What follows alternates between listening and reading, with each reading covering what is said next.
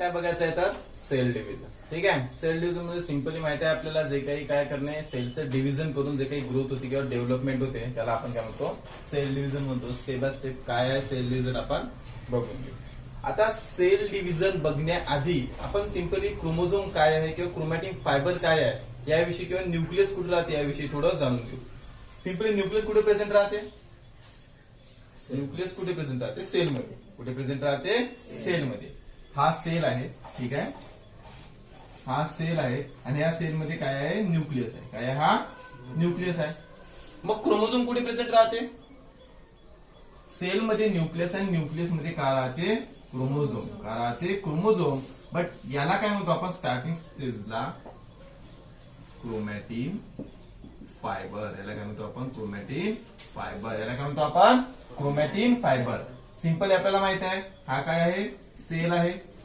सेलमध्ये काय प्रेझेंट राहील, सॉरी सेलमध्ये क्रोमोझोम प्रेझेंट नाही राहणार, सेलमध्ये न्यूक्लियस प्रेझेंट राहील. काय प्रेझेंट राहील न्यूक्लियस प्रेझेंट राहील आणि त्याच्यामध्ये काय राहील मग क्रोमॅटिन फायबर. काय राहील क्रोमॅटिन फायबर. ठीक आहे, समजते इतका, हे क्लिअर आहे. त्यानंतर काय आहे आपला जो काय सेल आहे काय, आता हा जो क्रोमॅटिन फायबर आहे म्हणजे जेव्हा हा काय सेल डिव्हिजन होण्याच्या प्रोसेस जेव्हा घडत राहते ना किंवा सेल डिव्हिजन होण्याची प्रोसेस जेव्हा काय करण्याचा प्रयत्न करते तेव्हा हा जो काय आहे क्रोमॅटिन फायबर आहे. काय हा क्रोमॅटिन फायबर कशामध्ये कन्वर्ट होतो, हा कंडेन्स्ड होतो. कंडेन्स म्हणजे काय होते कॉन्ट्रॅक्ट होणे. काय होणे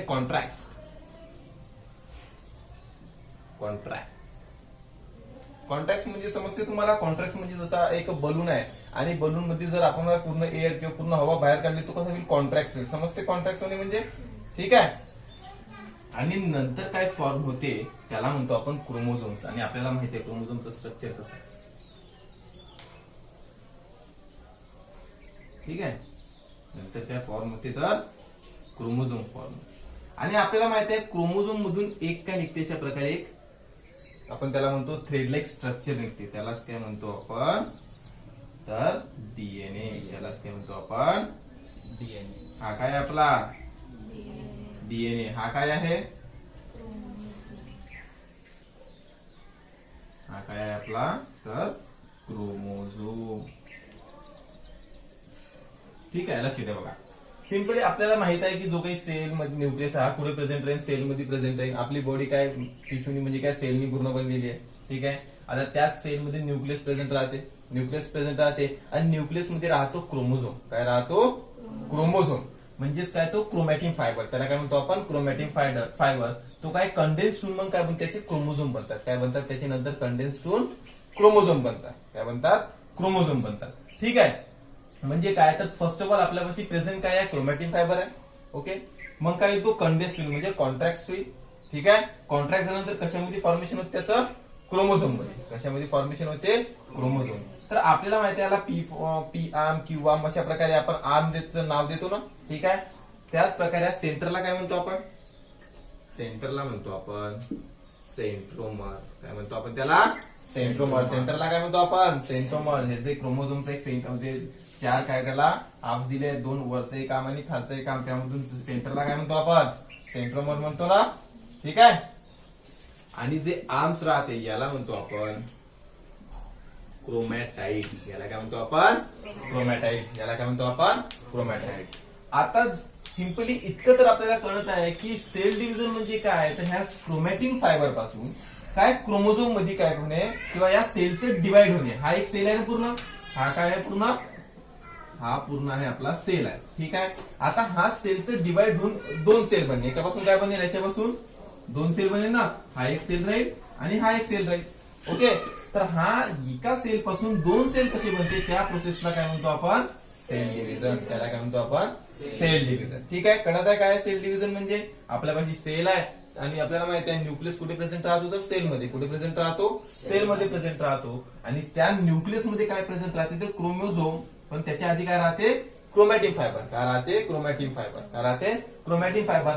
आफ्टर द प्रोसेस ऑफ काय cell division it will be the form or it will be the condense. काय ते कंडेन्स केले होते त्यालाच म्हणतो आपण कॉन्ट्रॅक्ट होते. काय फॉर्म करते तर क्रोमोझोम फॉर्म करते. आता हे तर झालं काय डिव्हिजन होण्या याच्यापासून म्हणजे कशा प्रकारे क्रोमोझोम बनत आहे. आता याच्यामध्ये दोन प्रकारे डिव्हिजन घडते. हे जे सेल आहे ना ते सेल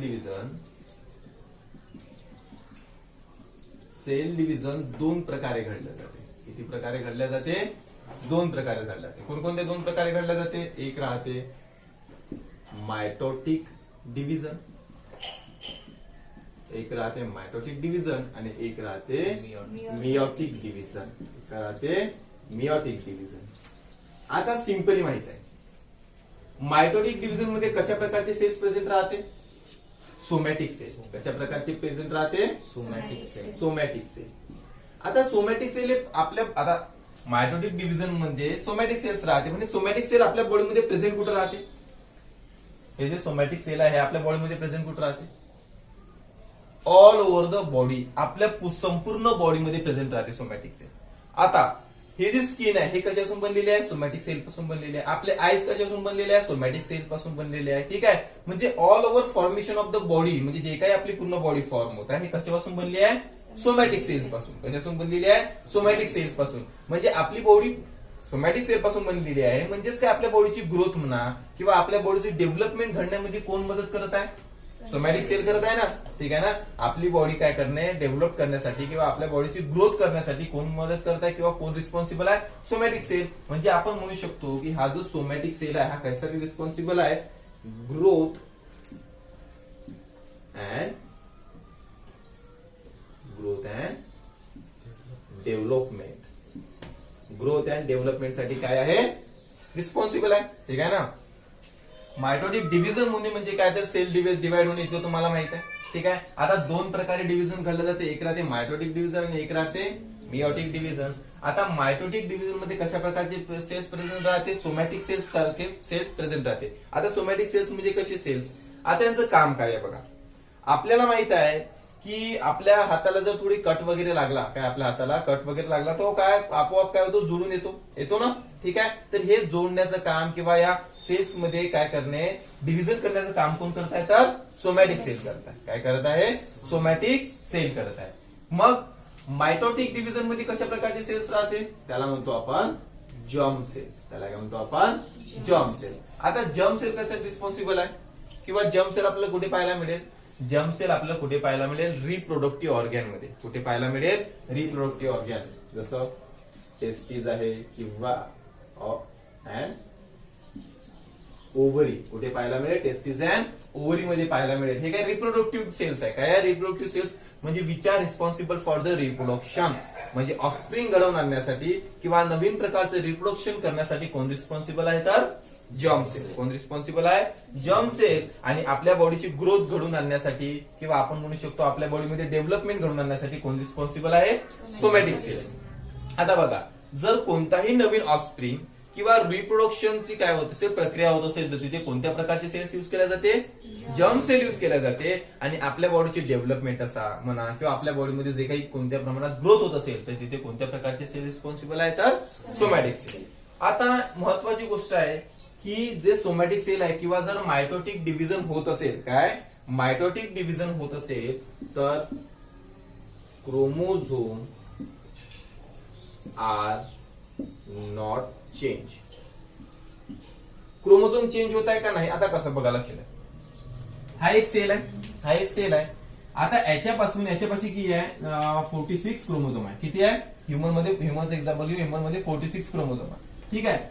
आता तुम्ही आपल्या बॉडीमध्ये 46 क्रोमोझोम आहे. आपला हाताला जर कट बसला आहे किंवा आपल्या हाताला कट लागलेला आहे आणि तिथं जर काय एका सेल पासून 2 सेल होत आहे ना कशासाठी? जुळण्यासाठी. तर इथे जास्त क्रोमोझोम निर्माण होते का?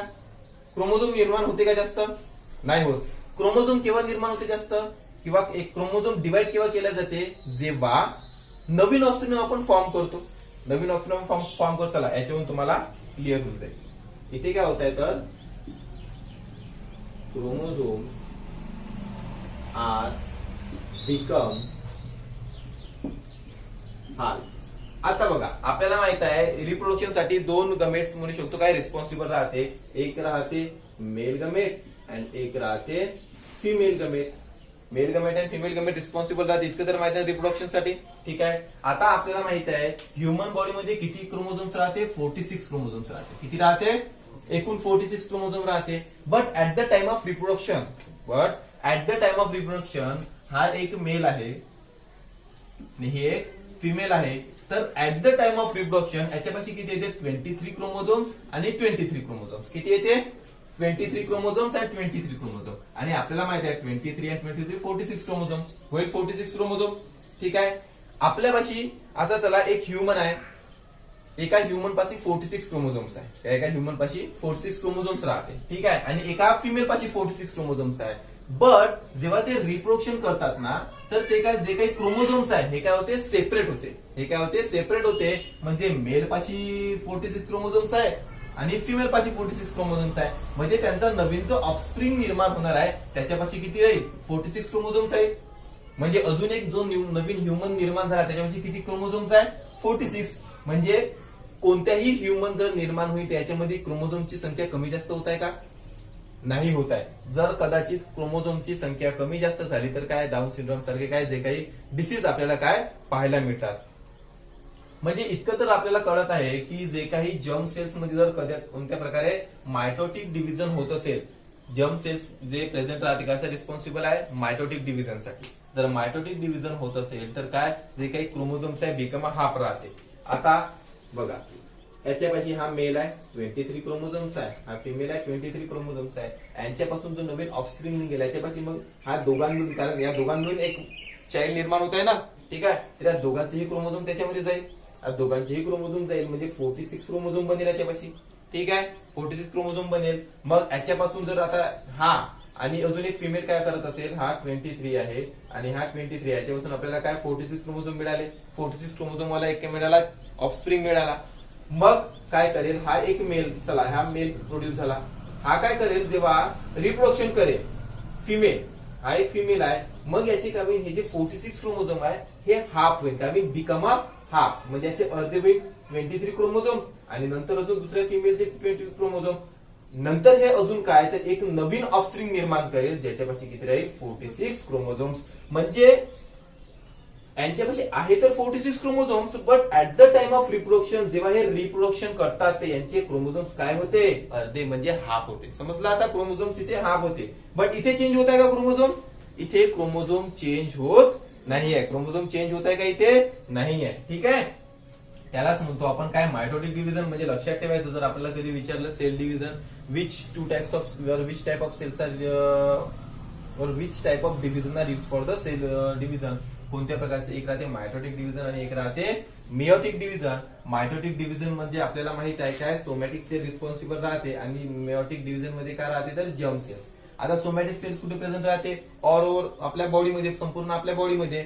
स्किन आहे किंवा आपले आईज आहे, माउथ आहे, इकडे सर्वीकडे काय आहे, तर सोमॅटिक सेल प्रेझेंट आहे. काय प्रेझेंट आहे, सोमॅटिक सेल प्रेझेंट आहे, जे आपल्या बॉडीची ग्रोथ आणि डेव्हलपमेंट करण्यासाठी काय आहे, रिस्पॉन्सिबल आहे. नंतर मायटोटिक डिव्हिजन म्हणजे काय, तर मायटोटिक डिव्हिजन मध्ये काय, जर्म सेल्स राहते. जर्म सेल्स कुठे प्रेझेंट राहते, रिप्रोडक्टिव्ह ऑर्गॅन मध्ये. कुठे राहते, रिप्रोडक्टिव्ह ऑर्गॅन. आपल्याला माहित आहे रिप्रोडक्टिव्ह ऑर्गॅन काय, म्हणजे लाईक अ टेस्टिस आहे किंवा ओव्हरीज, हे काय रिप्रोडक्टिव्ह ऑर्गॅन आहे. काय टेस्टिस अँड ओव्हरीज काय रिप्रोडक्टिव्ह ऑर्गॅन आहे. ठीक आहे. आता रिप्रोडक्टिव्ह ऑर्गॅन म्हणजे कशा प्रकारे आपल्याला माहित आहे. ठीक आहे. आणि कशासाठी रिस्पॉन्सिबल आहे जर्म सेल, तर रिप्रोडक्शन करण्यासाठी. कशासाठी रिस्पॉन्सिबल आहे, रिप्रोडक्शन करण्यासाठी. मग रिप्रोडक्शन करत असताना किंवा आपण म्हणू शकतो मायटोटिक डिव्हिजन मध्ये जे काही क्रोमोझोम आहे, जर डिव्हिजन होत असेल ना, तर क्रोमोझोम चेंज होत आहे का, नाही होत आहे. क्रोमोझोम चेंज होत आहे का, नाही होत आहे. आता जर याच्यापाशी 2n आहे, म्हणजे हा डिप्लॉइड आहे, तर यांच्यामध्ये जर डिव्हिजन होईल, एकापासून 2 सेल बनेल ना, तर याच्यापाशी काय 2nच राहील आणि याच्यापाशी पण काय राहील, 2nच राहील. ठीक आहे. बट जेव्हा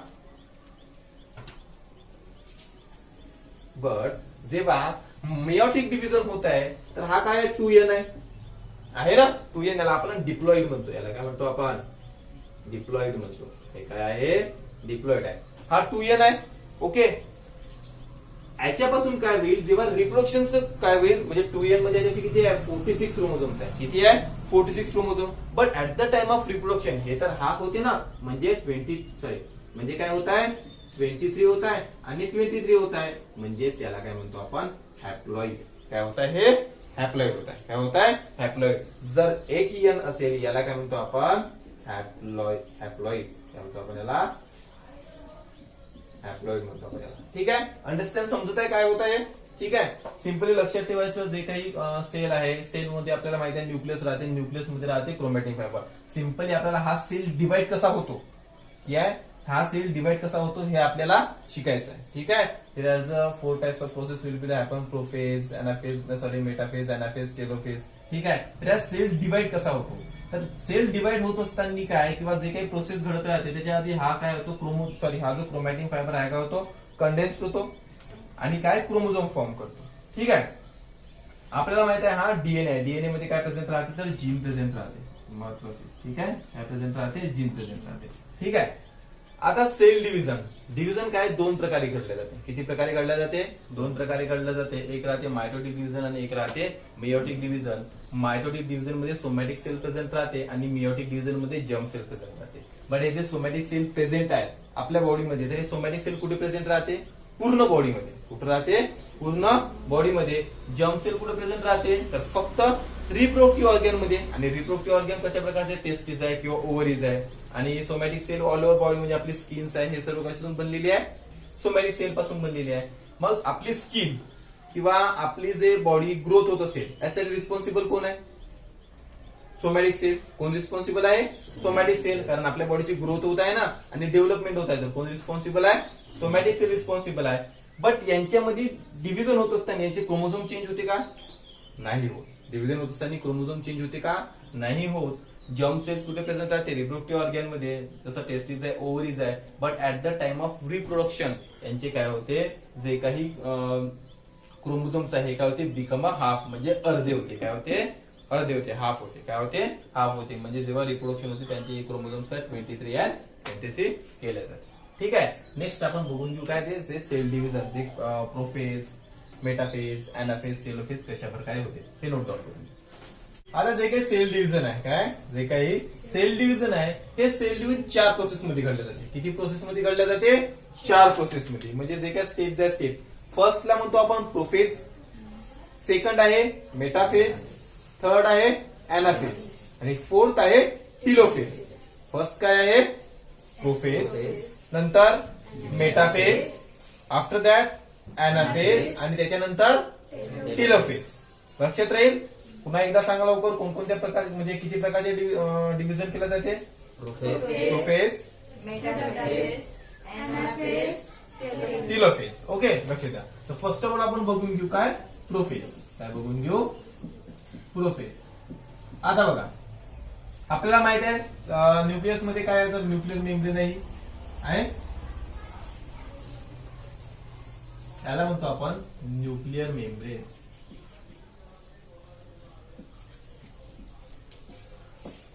ओके, लक्ष द्या. आता न्यूक्लियर मेम्ब्रेनच्या आतमध्ये आपल्याला माहिती आहे काय, क्रोमॅटिन फायबर होता ना, क्रोमॅटिन फायबर. ठीक आहे, क्रोमॅटिन फायबर होता. बट आफ्टर द म्हणजे काय, क्रोमॅटिन फायबर काय कंडेन्स्ड होते. काय होते, कंडेन्स्ड होते. आणि तो काय फॉर्म करणं चालू करते, तर क्रोमोझोम. काय फॉर्म करतो तो, क्रोमोझोम फॉर्म करतो. काय फॉर्म करतो, क्रोमोझोम फॉर्म करतो. काय फॉर्म करत आहे तो, क्रोमोझोम फॉर्म करत आहे.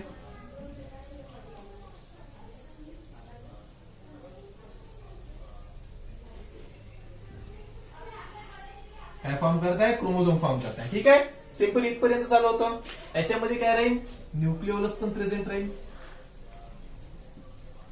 न्यूक्लिओलस पण काय आहे, प्रेझेंट आहे. ठीक आहे, सिंपली आपल्याला माहित आहे आपल्यापाशी पहिले तर सेल होता, त्याच्यामध्ये क्रोमोझोम न्यूक्लियस होता. न्यूक्लियस मध्ये क्रोमॅटिन फायबर पण होता. ठीक आहे, आता काय झालं, प्रोफेजच्या फर्स्ट स्टेज मध्ये काय होते, हा जो न्यूक्लियर आहे हा काय होतो, स्टार्ट डिसअपिअरिंग. स्टार्ट डिसअपिअर म्हणजे डिसअपिअर होणं म्हणजे हा दिसणं म्हणजे कमी, थोडा कमी होते. बघा, डिसअपिअर होणं स्टार्ट झाला. काय झाला आहे, डिसअपिअर होणं स्टार्ट झालाय. मिटत चाललेला आहे ना, हा मिटत चाललेला आहे, डिसअपिअर होत आहे स्टार्ट. न्यूक्लिओलस पण काय होतो, डिसअपिअर होतो. म्हणजे हा पण काय करतो, डिसअपिअर करणं स्टार्ट करतो. काय करतो, हा डिसअपिअर करणं स्टार्ट करतो. ठीक आहे, हा जो पूर्ण न्यूक्लिओलस होता ना, हा पण काय करतो, डिसअपिअर होणं स्टार्ट होतो. ठीक आहे, सिंपल आपल्यापाशी जो वेल काय होता, न्यूक्लियस होता, ज्याच्यामध्ये क्रोमॅटिन फायबर होतं. ते क्रोमॅटिन फायबर क्रोमोझोम मध्ये काय झालं, कन्वर्ट झालं. हा काय आपला क्रोमोझोम आहे, हे काय क्रोमोझोम्स आहे. ठीक आहे.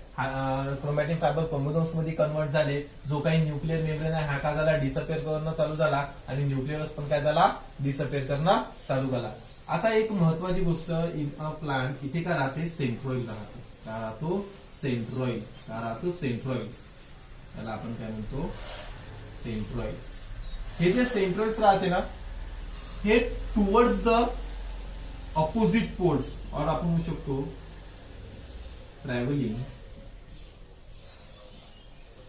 Travel toward the opposite pole. काय होते, इथे सेंट्रोमर्स राहते. याचं काम काय, स्पिंडल फायबर म्हणून ते आपण पुढे मेटाफेज मध्ये बघू. लक्ष द्या बघा.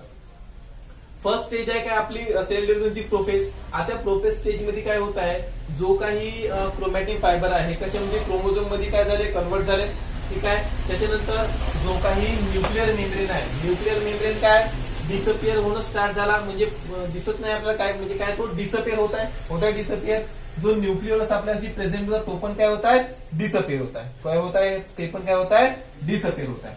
नंतर काय होते, पुढच्या स्टेजमध्ये हा जो पूर्ण न्यूक्लिअर मेम्ब्रेन आहे हा काहीच नाही राहत, पूर्ण डिसअपिअर झालेला आहे.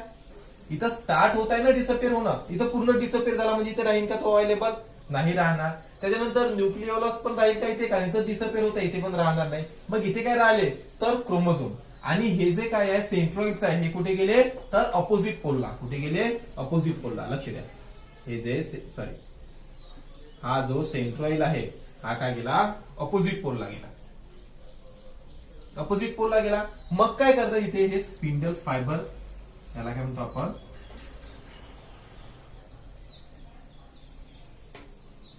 हे काय आहे तर स्पिंडल फायबर. याला काय म्हणतो आपण, स्पिंडल फायबर.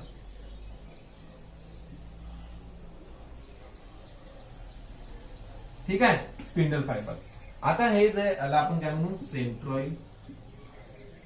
सेंट्रोइड्स हे आपले आहे स्पिंडल फायबर. हे काय आहे, स्पिंडल फायबर.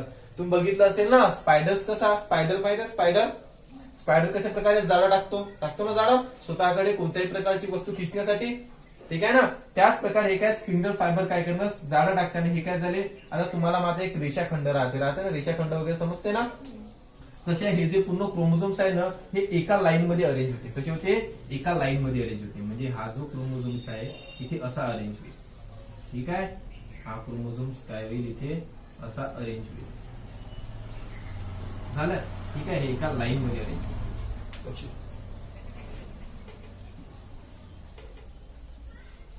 एका लाईन मध्ये.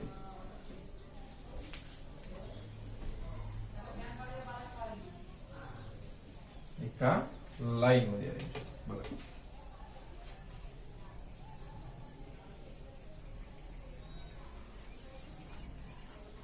झाले एका लाईन मध्ये अरेंज. ठीक आहे. स्टेजचं आपण नाव काय आहे, या मेटाफेज. स्टेजचं नाव काय आहे, मेटाफेज. आता बघा, प्रोफेज मध्ये काय झालं होतं, जो काही आपला न्यूक्लिअर मेम्ब्रेन हा डिसअपिअर होणं स्टार्ट झाला होता, मेटाफेज मध्ये पूर्ण डिसअपिअर झाला. दिसत आहे का आपल्याला, काही नाही दिसत आहे. न्यूक्लियस पण डिसअपिअर होणं स्टार्ट झाला होता. इथे न्यूक्लियस दिसत आहे का आपल्याला, नाही, पूर्ण डिसअपिअर झाला. त्यानंतर जे काही सेंट्रोइड्स आहे, सेंट्रोइड्स काय झाले, टुवर्ड्स द पोल, म्हणजे जे काही अपोजिट साईडला काय झाले, सिच्युएटेड झाले. त्यांनी काय केलं, एक स्पिंडल फायबर, म्हणजे समजते ना, जे काही स्पायडर जशा प्रकारे जाळं टाकतो तशा प्रकारे काही एक जाळं टाकलं. आणि जे काही क्रोमोझोम होते हे एका लाईन मध्ये, म्हणजे काय एका सरळ लाईन मध्ये काय झाले, ते अरेंज करण्यात आले. काय करण्यात आले, अरेंज करण्यात आले. आता त्याच्यानंतर कोणते आहे, त्याच्यानंतर आहे एनाफेज. त्याच्यानंतर कोण आहे, एनाफेज.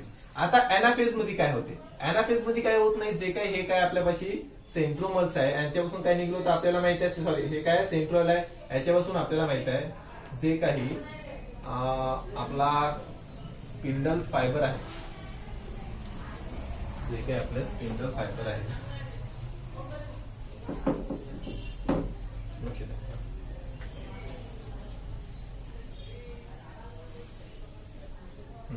हे आपलं सेंट्रोइड.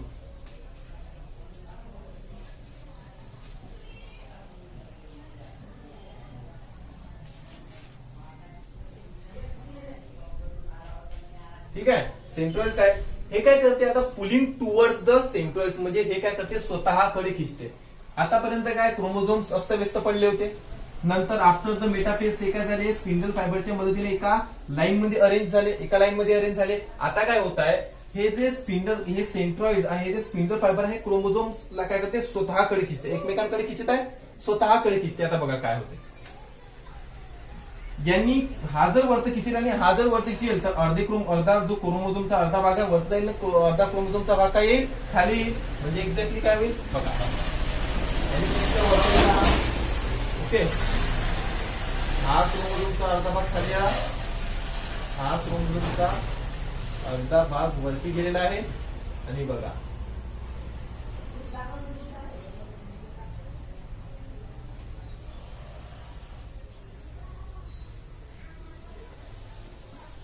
लक्ष द्या बघा, हे क्रोमोझोम होते ना, यांना काय केलं खिचलं तर हे बघा हे असे तुटेल ना, इथून तुटेल ना, म्हणजे या स्पिंडल फायबर आहे, हा काय आहे आपला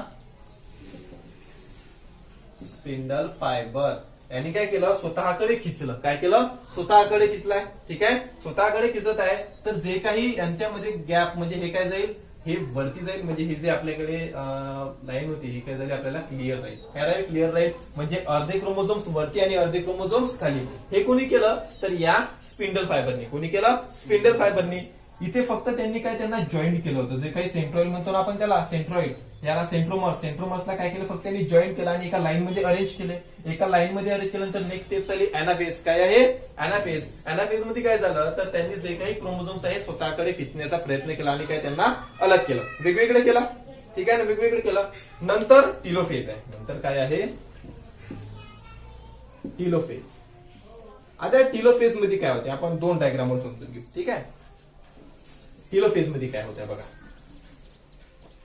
आता हा पूर्ण झाला एक सेल, हा सेल झाला, वरचे क्रोमोझोम वरती गेले, म्हणजे आता जे न्यूक्लिअर मेम्ब्रेन डिसअपिअर झाली होती ना दिसणं, इथे काय होईल थोड्या प्रमाणात दिसणं चालू होईल.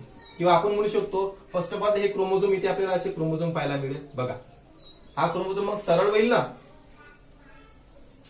आपण याच्याने करू.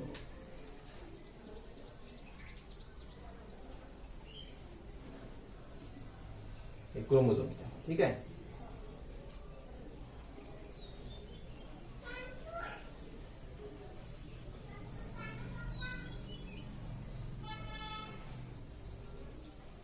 हे क्रोमोझोम्स आपल्याला काय होत आहे डिसअपिअर होत, म्हणजे दिसणं चालू होत आहे.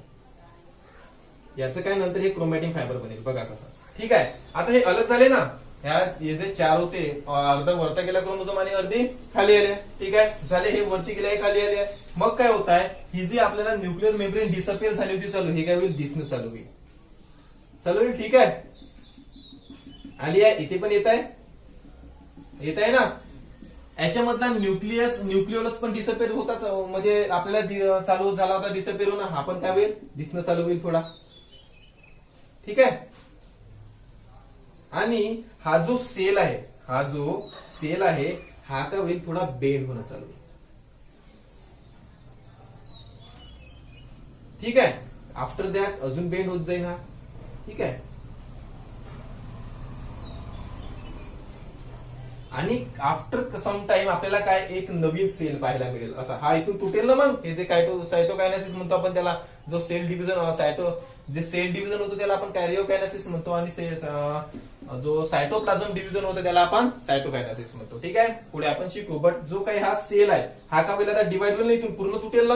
ठीक आहे, म्हणजे कसं होईल बघा, हा एक इंडिपेंडेंट सेल आणि हा एक इंडिपेंडेंट सेल इथून तुटला. ठीक आहे, आता हा जो न्यूक्लिअर मेम्ब्रेन आहे हा थोड्या प्रमाणात आपल्याला दिसत होता, हा पूर्ण दिसणं चालू होईल, पूर्ण दिसणं चालू झाला.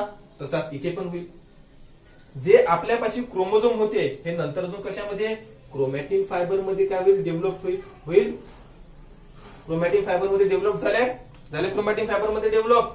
आपल्यापाशी जो न्यूक्लिओलस थोडा दिसत होता हा पूर्ण दिसणं चालू होईल, पूर्ण दिसणं चालू.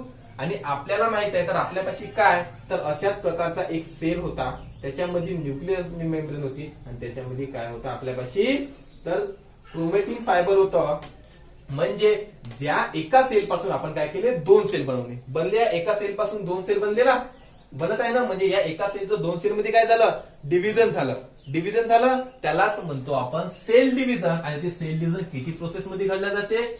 4 प्रोसेसमध्ये घडले जाते. एक आहे प्रोफेज, मेटाफेज, अॅनाफेज अँड टेलोफेज. कळलं किती प्रकारे सेल डिवाइड केल्या जाते आणि कशा प्रकारे एका सेल पासून 2 सेल घडले जाते. ठीक आहे. आता हे सेल घडत असताना इथे क्रोमोझोम चेंज झाले का? क्रोमोझोम चेंज झाले नाही झाले. क्रोमोझोम चेंज झाले का नाही? पहिले आपण जो स्टार्ट केला होता त्याच्यामध्ये 4 क्रोमोझोम होते आणि नंतर जर बघितलं तर इथे पण 4 आहे. एकापासून जरी 2 बनले तरी क्रोमोझोम किती राहिले? 4 राहिले. क्रोमोझोम चेंज झाले का? नाही झाले. ठीक आहे. अशा प्रकारे काय होते? सेल डिवाइड होते. कळलं तुम्हाला कशा प्रकारे सेल डिवाइड होत आहे?